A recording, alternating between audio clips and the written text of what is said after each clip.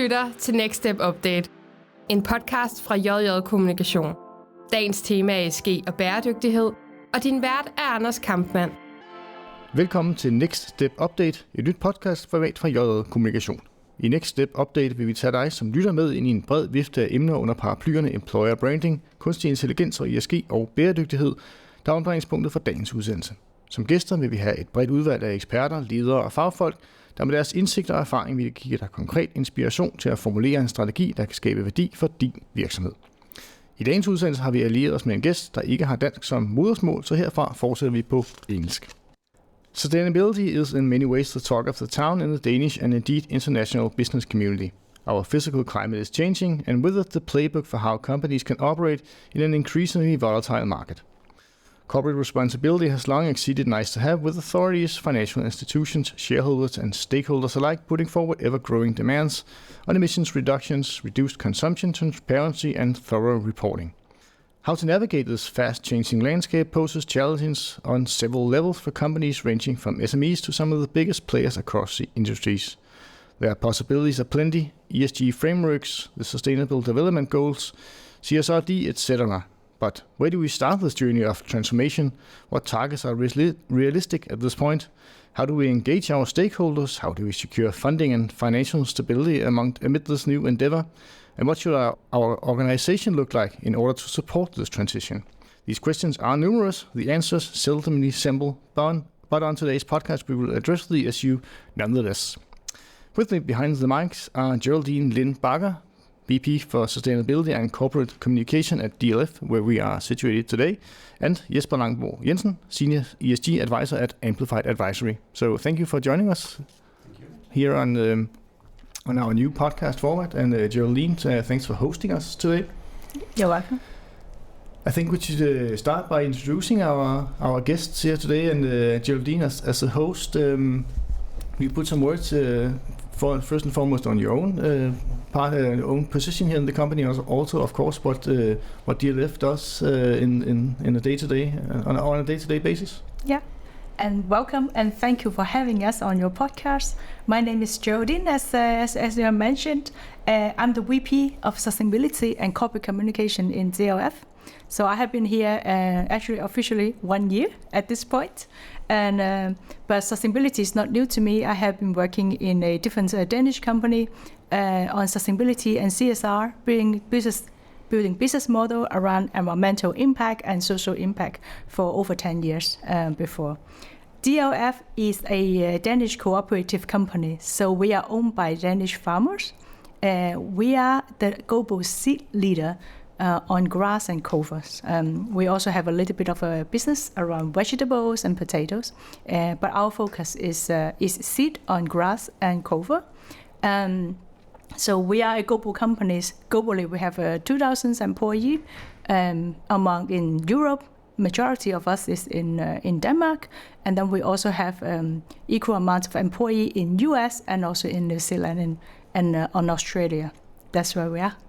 So you literally have a green focus. Yes, our focus is green, both by color and by product.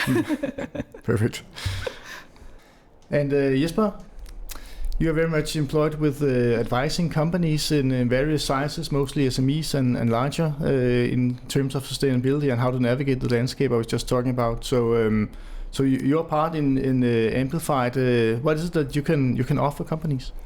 Well, basically, we have moved throughout the years for more like understanding what is ESG now to more action. And our goal in Amplified is basically to take the customer in the hand and help them with executing on their ESG strategy, sometimes also developing an ESG strategy.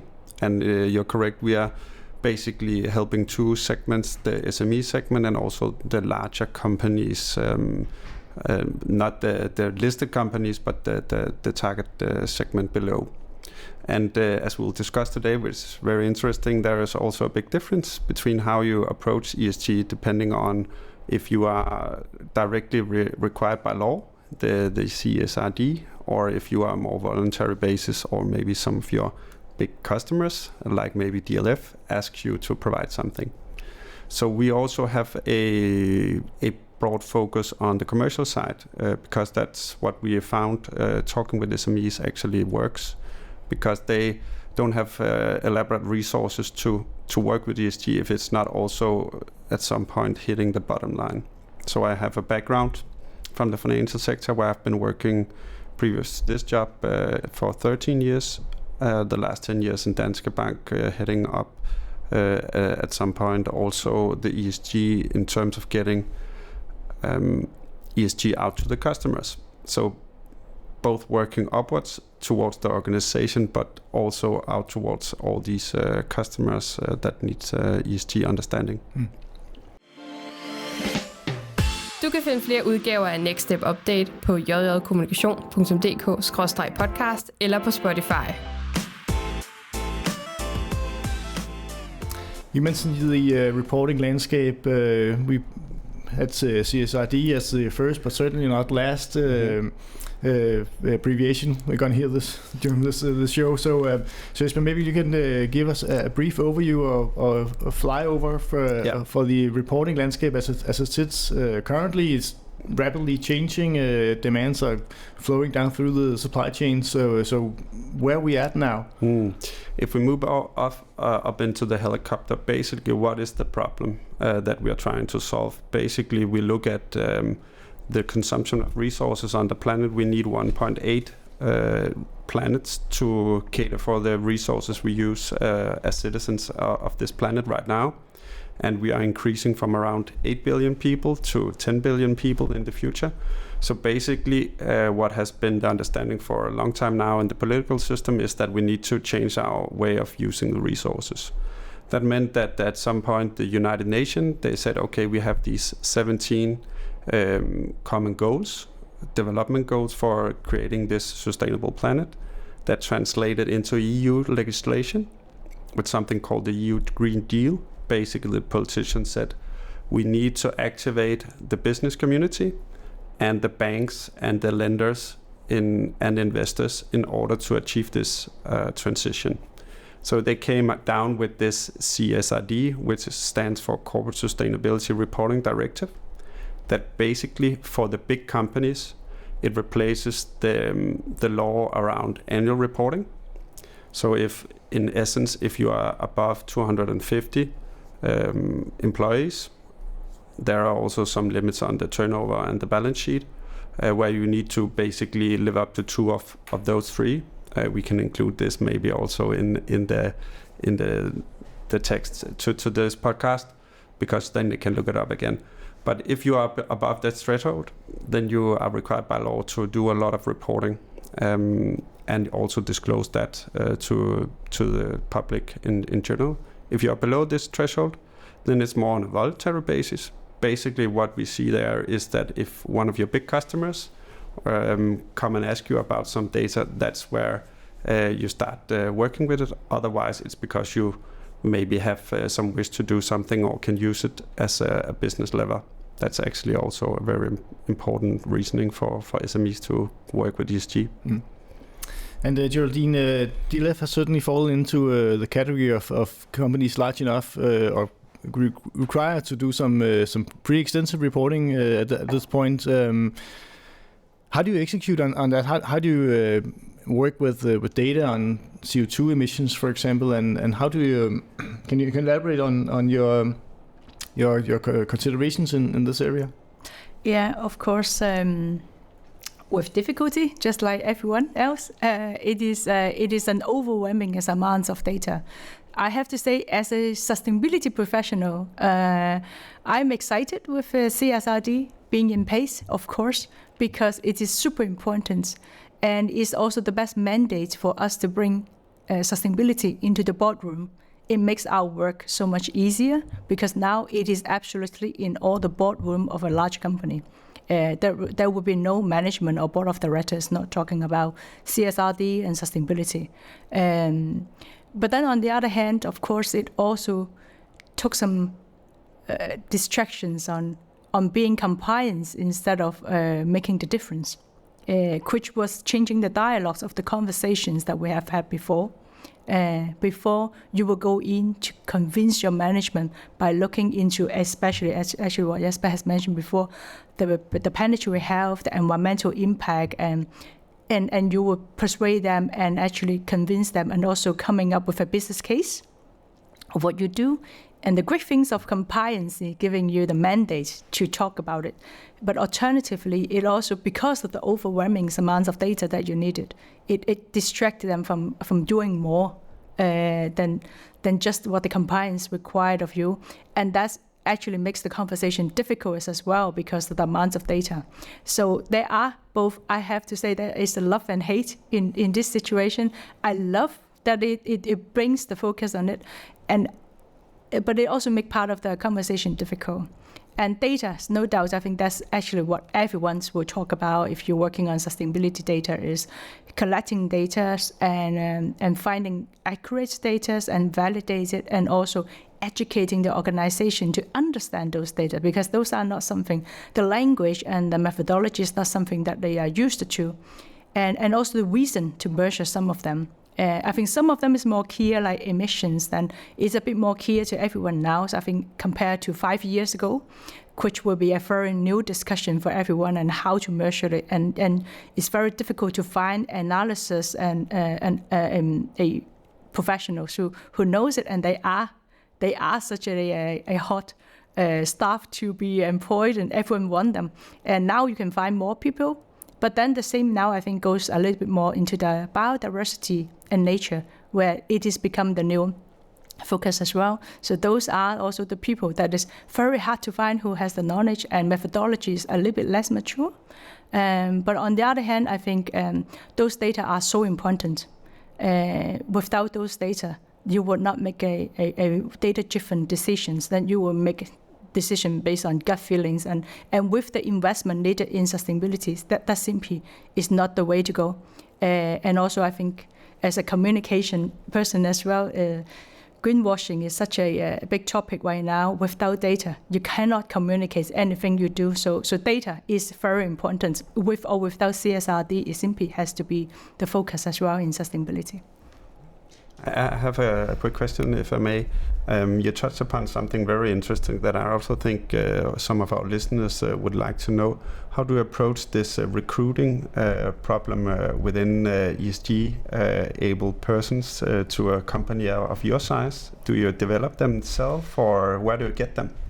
I would say both recruit them and train them. So I think that on that end, is no difference from any other professional you would have done. So if you can find one that you know and they are very good, no doubt, of course, you want to get them into the company as fast as you can.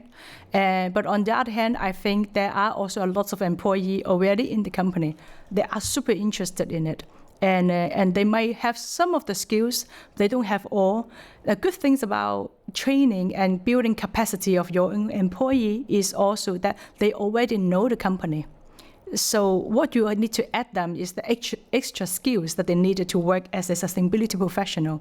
And if you acquire a really, really good talent from outside the company, they might be very good in sustainability, but still they need to learn the company as well. So like myself, I used my first year to get to know about DLF and also the agriculture industry, and not least also how a cooperative company functions. So there is time, it takes time. So I would say both would have their merit, and as the world needed more sustainability professionals, so I say there's nothing wrong to train your own staff and to be capable of doing some of the tasks. It's not necessarily that you need to find the most talented people outside of the company. I'm pretty sure there is there's also a lot of possibility inside the company.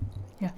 So Jesper, when you turn in the midst of a recruiting process, you get the right people on board. I can still, from what you hear from Geraldine, you can still feel a bit overwhelmed, perhaps by all demands coming running from the EU and other authorities. And even though the CSRD and other initiatives are putting the sustainability talks on the agenda and into the boardrooms, I mean, how do you still need to structure your organization differently to cater for these demands? And then, I mean, is there a golden solution to that? No, there's no one golden solution. It depends a lot of what resources do you have internally. What kind of people do you already have? Do you have people who normally works with the strategy?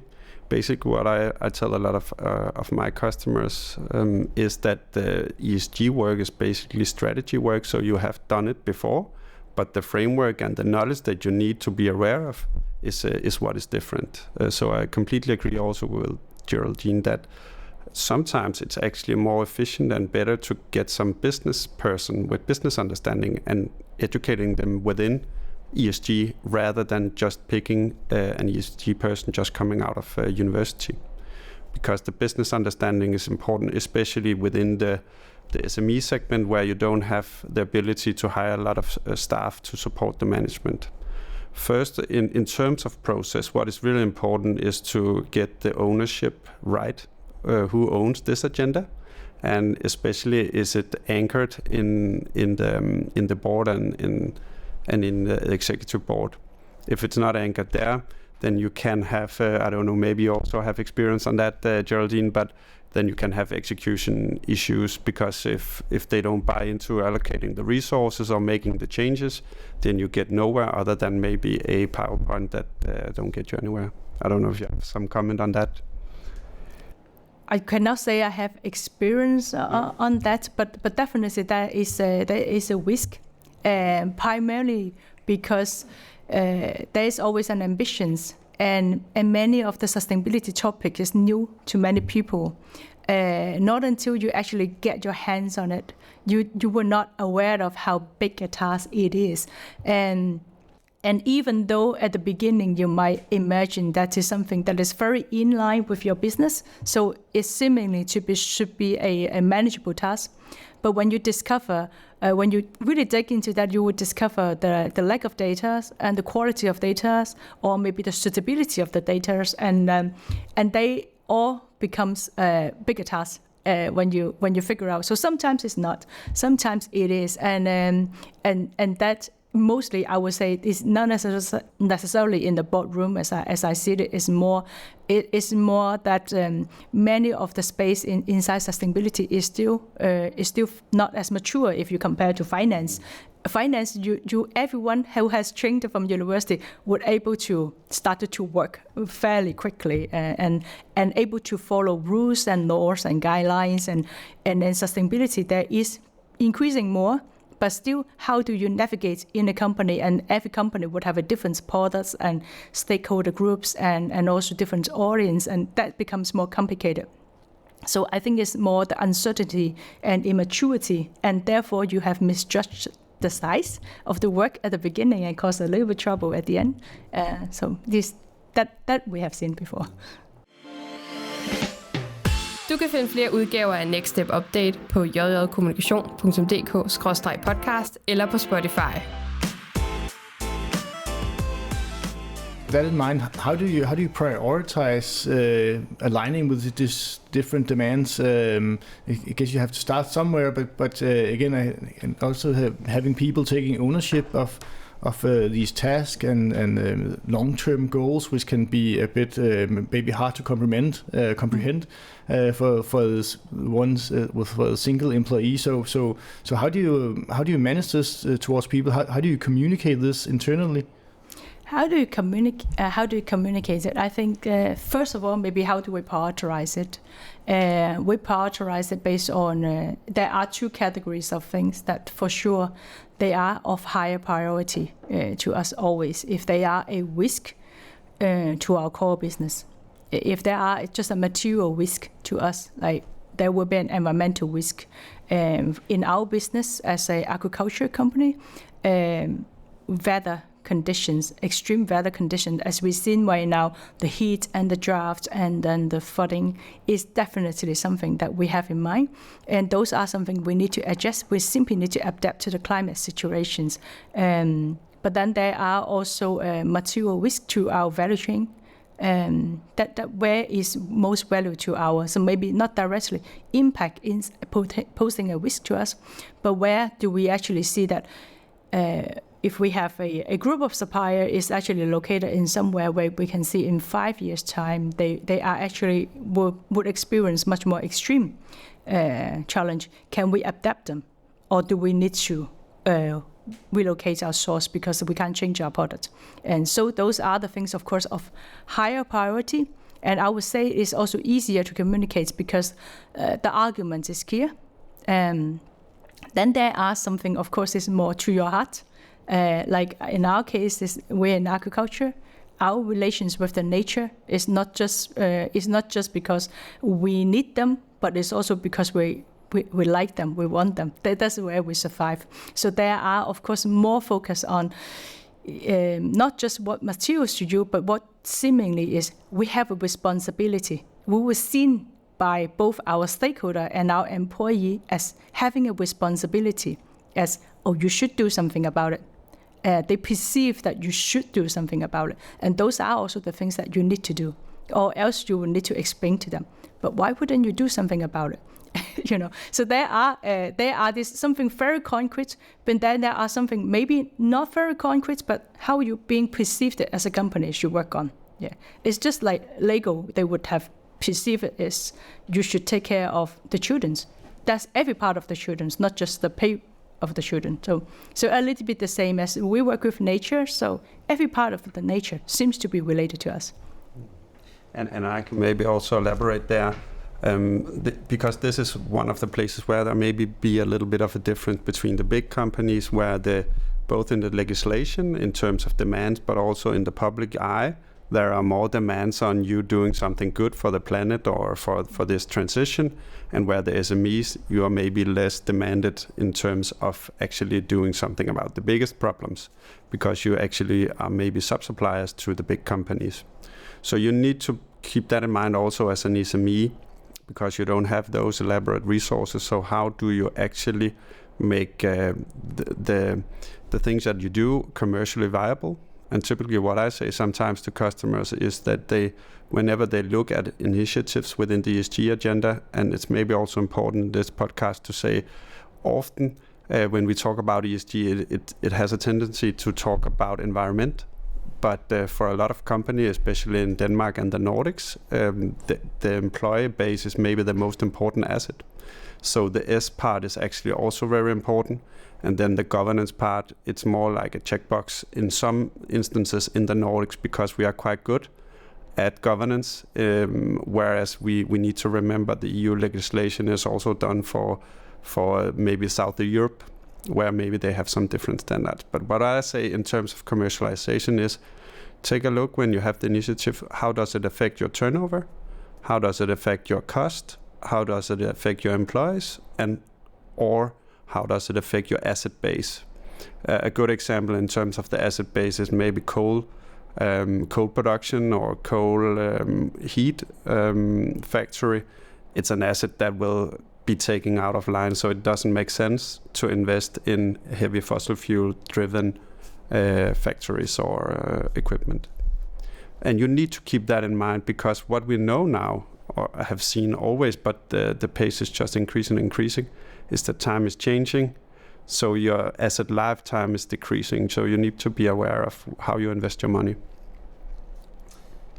So in mitigating these risks and also the reporting landscape, as we've talked about, a lot of companies nowadays are working with materiality studies and even double materiality studies. So how do you see this tool in the toolbox? Is it something for all types of organizations from a certain size, obviously, to throw themselves at, or how do you approach a tool like that? Maybe I can start off and then you can go into the deeper weeds of materiality. I think basically the exercise is good for every company. Basically what you do is take the view of how does the sustainability agenda affect your company in terms of financial performance. So you need basically to view how does this affect my company. and then it's how your company's activities affect the environment and stakeholder. And that is a very good exercise. Then if you do it the CSRD way, it's very heavy exercise, but the basic process of plotting these two on an X and Y axis is very good, because then you understand different topics that could be environment, that could be social or mental health.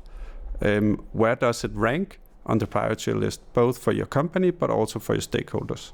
And that's basically what is in the double materiality. It's not enough, maybe the traditional old way, to just look at how does things affect my company and then make your priorities from that basis.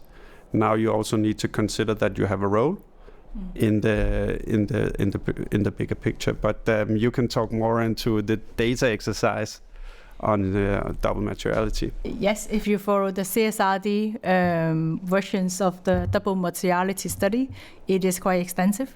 I would say largely I'm very happy with the tool, because it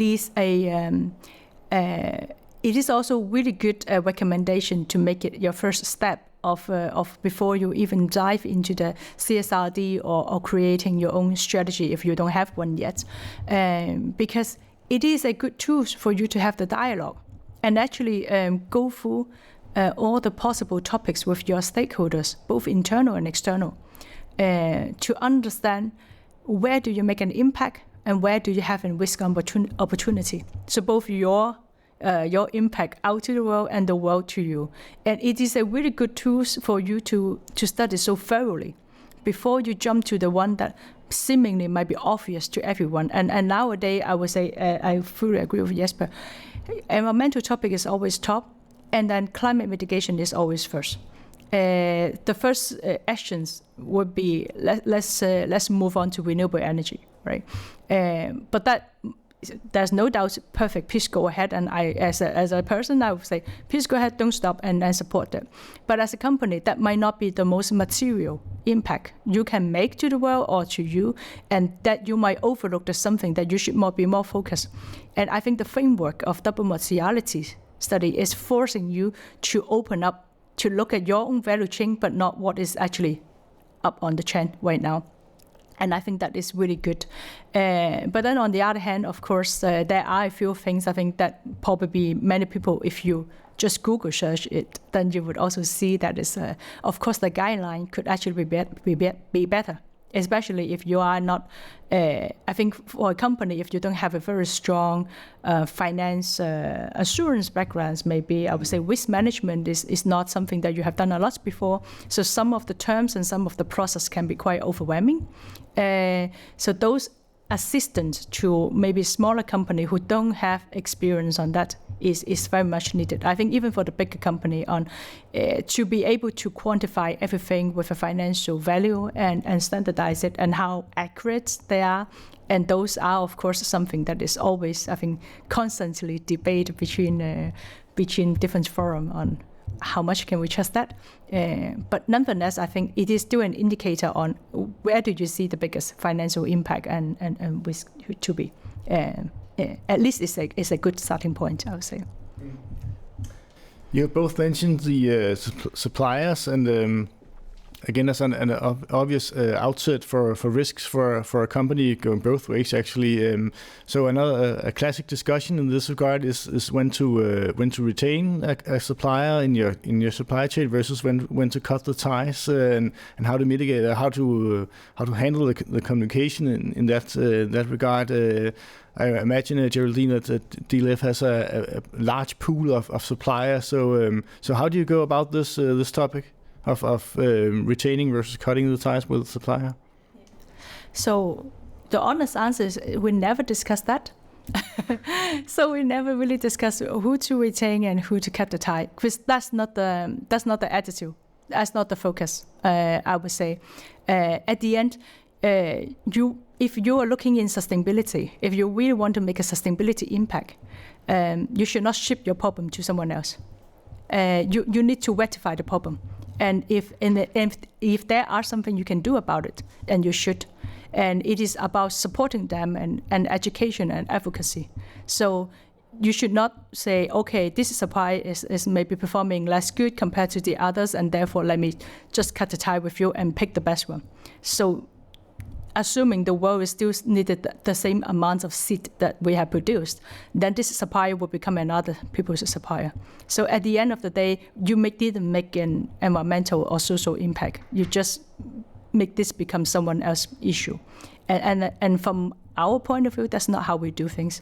You should build a relationship. You should advise them. You should help them and educating them and providing tools. And if needed, actually together to find out what is the best practice and how can we find a future solution. And that relationship is actually more important than decide, okay, who do I keep and who do I cut out? And that's not how you make a difference, I would say.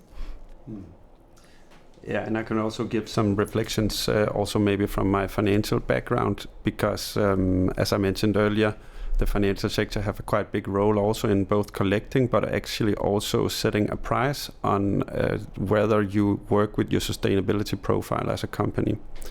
And most, as Geraldine also described, most companies actually want to work in a relationship in improving. So what we will likely see, and it is still early days in terms of the legislation kicking in, it's listed companies this year, 2024, that's the first year that they actually need to report. And then next year it's bigger company, also CSRD companies. So it's still early days. What most of the banks that I talk with, the way they approach it is that they initiate a dialogue. And that has been the focus for a couple of years. And that's actually also one of the points with regards to ESG, because it is so extensive. You need to be patient in terms of your learning curve.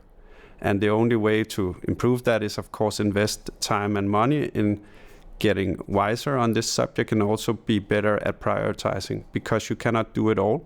That's also one of the big interesting things also from an auditor perspective and financial data. Is what is the quality level that we need for ESG data right now. There is several studies, among them a PwC study. They say the CSRD companies, those above 250 employees, their biggest issue with sustainability right now is data quality.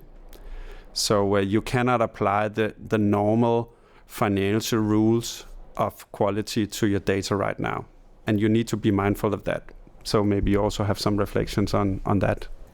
Is patience and easy quality to adapt in this field? Yeah, I would say, and that with a dose of common sense as well. From my point of view, there is of course there is never ending a good quality data. You can always improve your data, especially when it comes to related to environmental topic. I mean, science is always improve, and thank God that they do. But it also means that you get wiser every day, and your data will be improving every day. So of course you would able to upgrade your data and our methodology and our understanding of our value chain.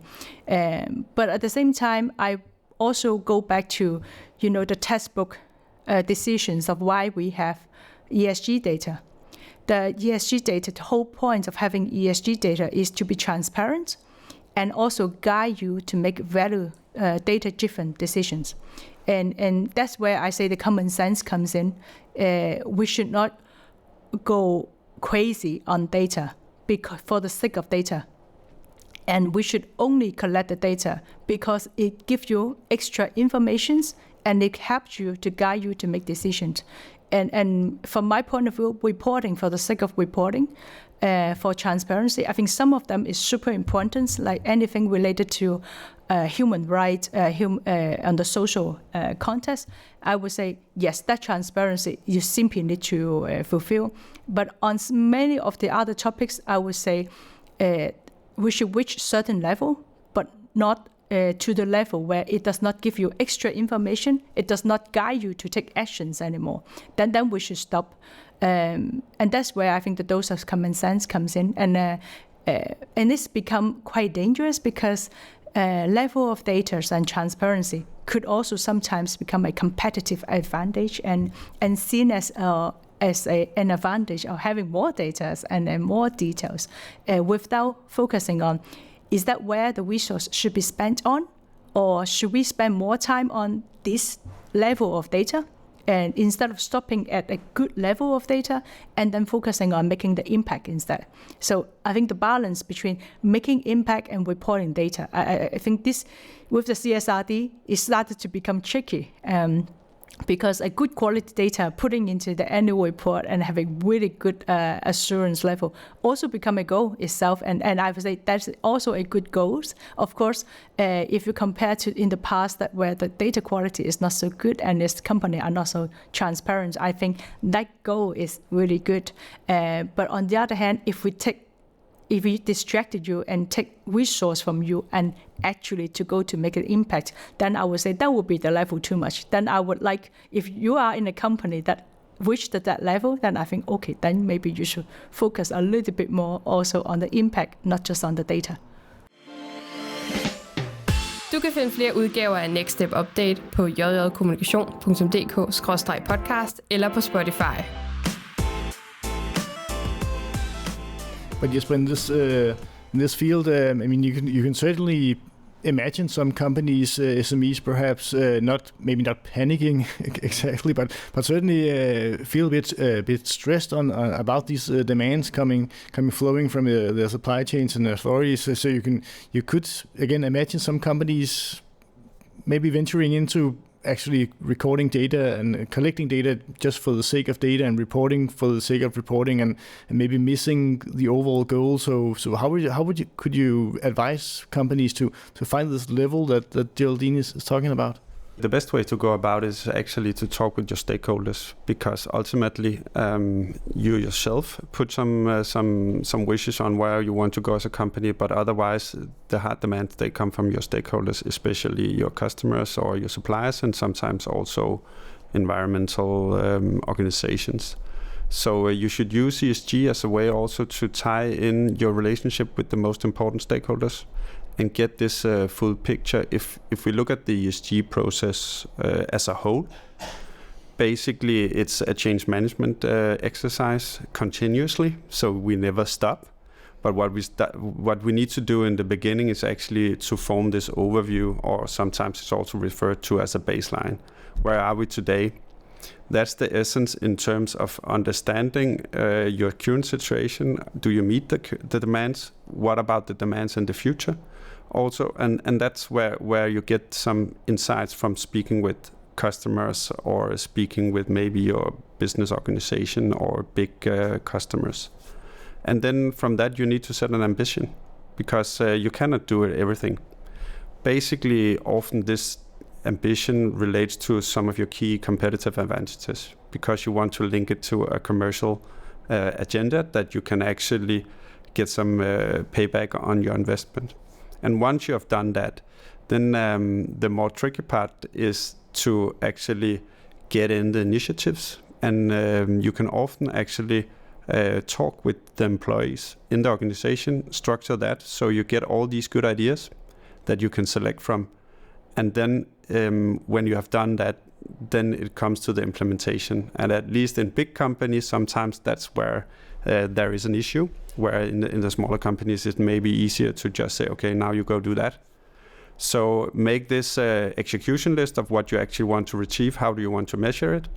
And then, as we've discussed also earlier a little bit, you need to be aware of the communication side, because often there's actually one communication that is anchored towards the employees.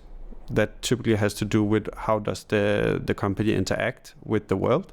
And then there's the other side of the story is how does it affect the customers. So you need to be aware of this difference in your communication strategy.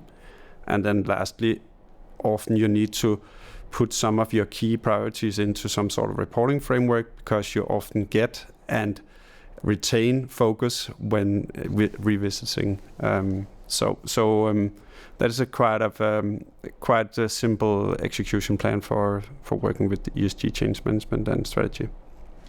So this issue of change management, Geraldine, this journey towards implementation, how does that resonate with a company like DLF? I suppose this has to come from the leadership and not push down sounds a bit harsh, but being rolled out throughout the organization. So how do you go about that? I would say that it is actually no difference on any other strategy you would have rolled out in an organization. You always need to have your management, your leadership on board, and they need to be with you, and they need to be the biggest ambassador, and they need to be consistent as well of what they say. So the first one is definitely the leadership and management. It has to be very clear that they are on board and they need to understand how to communicate and what to communicate, both internally and externally. If you ask about how the organization, I think internally it is, like Jesper mentioned, it is a change management.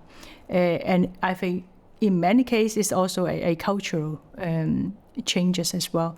Maybe not necessarily changing completely, but adapting to this as well. Because if you have been in the past more focused on other area, like in the past, I would say in many company in Denmark, if you are production focused, then supply chain is normally where the most efficient is what they can resonate as. That's the goal. And now we're adding something that is seemingly different. And also, how do they understand what is the performance? How, if I wanted to contribute to sustainability, how do I actually contribute? And I think that's actually the most common things I heard is, I want to, but I don't know how. And I don't really know from my job. I think in some jobs it's easier. Some jobs is they just simply don't know how can I, from my positions, helping this agenda, even though I really want to. And we need to help them to see, like Jesper say, really tailor their message to different employees and making sure everyone can understand how they can contribute to that. Some of them is more direct, some of them a little bit indirect, but they need to understand that by supporting certain movement, by actually adapting to the culture and actually pushing for this culture to be stronger in the company, it is also making a difference. And that's sort of a dialogue and communication toolbox that we provide to not just leadership, but also people manager, to making sure that those people manager also understand how do they talk to their own team. And how do he or she integrating this discussion in that department's meeting, and how could they sometimes maybe take this as a topic to discuss is also important. So those are, I would say, internally, how do you manage the change management? It is from the leadership, but also on the daily dialogue, and then down to the people manager. How do you provide the toolbox to help them as well? So if an employee in an SME comes to you and start asking questions, I might say, asking you, what can I do, as Geraldine says, maybe at a level in the organization where you don't have the power to make big decisions, but you can still influence colleagues, maybe leaders further up the chain. So where can they start? There are several options. I think. If there is someone responsible for ESG in the organization, otherwise maybe it's the top manager, then they could raise that they want to kind of contribute to this agenda. Other than that, if you are not a heavy production company, maybe if you are a service company, often it is the employer and the culture that is the most important and most reflect on the bottom line. And there I would say, okay. What is directly on the bottom line? It's typically employee turnover, and it's sick absence, and then there is also employee satisfaction. So how can I, as an employee or middle leader, contribute to a better culture, or to having more fun, or to sharing visions? Could I invest myself in some of these more social projects? And that's also important in terms of some of the new generations coming in and some of the older generations. And that's also actually something that I'm a little bit eager to hear about. How do you approach this generation difference? Yeah, I would say sustainability definitely is the magnet for younger generations. They look at you they would like to know what is your sustainability strategy, what is your focus, what is your diversity. Basically, how many women in leadership do you have, and what are you going to do about inclusions as well? So this means a lot to them, and if you have a good programs, and they really appeal to that, and they are more motivated as well. At the same time, I would say the same focus would also maybe in a more older generations. Not that they don't care, but I think the language around it is different. I think we can speak for ourselves as an agricultural company. Heritage and legacy means a lot to them. So knowing that it means a lot to the company, and that I think, lucky or not lucky, that we can see the climate is changing every day. So many things that we don't really need to explain. They can see. They turn on the news. They actually look out the window. They get what they see. And there they can see, okay, what can I do about it? And we can do something about it, and they will be on board. So you attracted them maybe a little bit differently, but at the end, I would say they would also be on board, mainly because the older generation, again, they care about legacy, they care about heritage, they would like to contribute to that, and they just need to know how. The younger generation may be a little bit more critical on, so actually what you're going to do about it. So what is your actual actions about it? Not necessarily something they need to be directly contribute to it, but they need to know you have action plan, and they will. Older generation more, how can I contribute? How can I help you about it? And maybe a reflection also there in terms of the younger generation. We see also that they switch job more and more often. So also from an ESG perspective, you also need to consider how do you make them more satisfied for longer. Because if you look at the basic economy, it's on average, it's when an employer has been employed for 1.5 years. That's when, if you include cost at recruiting and putting in experienced people to teach them how to do it, that's where the kind of the cost is exceeded by the earnings. So you need to be mindful of how can you keep employees and develop them within the organization, and you need to have a structure for that, which is also very much aligned with a human or ESG strategy. So with all that in mind, how do you see the next steps for the industry? Geraldine, what are your priorities now in terms of staying on top of your game and being relevant to your customers? And how do you see the industry moving forward from here? Well, I think for us being in Denmark, I think we are at the fastest bullet chain at the moment when it comes to green transitions in agriculture because of the latest announcement in the governments of our carbon test. We have a target, and we are the first one in the world to announce this. So, but it also have a lot of responsibility for us in order to create the best framework. So, all of us working in this industry, of course, is working very hard to make sure that we have the best solution to showcase and to help our governments with this goal and this target, and also as a role model for the rest of the world as an industry. So this is one thing that in the company right now that takes some of our space, and no doubt CSRD data is another thing. Currently, I would think that maybe not so different from the other companies is creating the roadmaps around data. So what should we do first? Which ones should we have first? And then how can we approach it? And who can we work with to get a better data? And some of this area, I would also say that they are become sort of a non-compete area that you need to work with your otherwise competitors in the industry. Because if you need the same data, I needed the same data, that we should be competing on who make the biggest improvement and who should actually make the biggest impact in the future. But data collections and methodology, it can easily be something that is a non-compete area that let's agree to standardize it. And also, especially, we might all be facing the same group of farmers, and also simplify their life, that if we all as an industry player coming to the farmers and telling them the same story and helping them with a similar methodology, that they are not trying to adapt to 7 different companies' methodology. And actually we are aligned so they have one set of data that everyone can use. It will also simplify their life. So that's also sort of go back to how do you support your supplier, and that's one way. That's something that we are putting a lot of focus on. What kind of data do we need, and how can we standardize it? How can we work with our industry partners on this right now? And if I take the SME perspective, I think the first and most important thing is to take a view on your industry. What industry are you in? Because the pace and the requirements are a lot different between industries. Other than that, you need to really be patient in terms of acknowledging that it takes time to get the knowledge level up.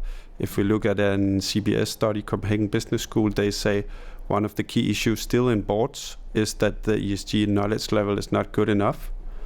So we need to invest time into getting this knowledge level up.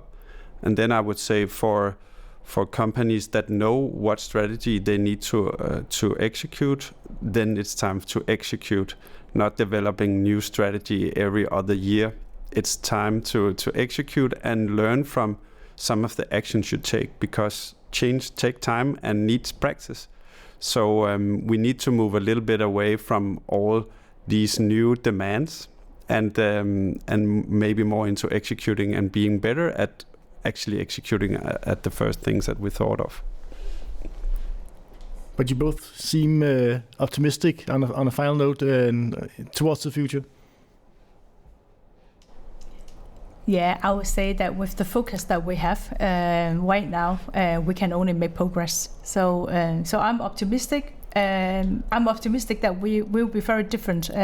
The discussions that we would have also if we come back in 2 years' time to talk about it, I'm pretty sure we are already have a big leap in this area, and where we are, I don't know, but I believe that we will be far ahead than what we are talking about right now. Yeah.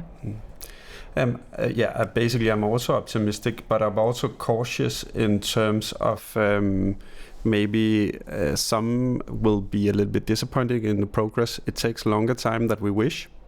So especially for the SMEs, it's very important to focus on something that also commercially makes sense, because otherwise your initiatives don't have staying power, and then you end up being disappointed in whatever you set into the sea. So it is framework, and it is a lot of resources being put into changing businesses, and that is interesting and positive, but we need to be patient with the results. That doesn't mean that we don't need to do it. It's just that the results, they come maybe a little bit later than we wish.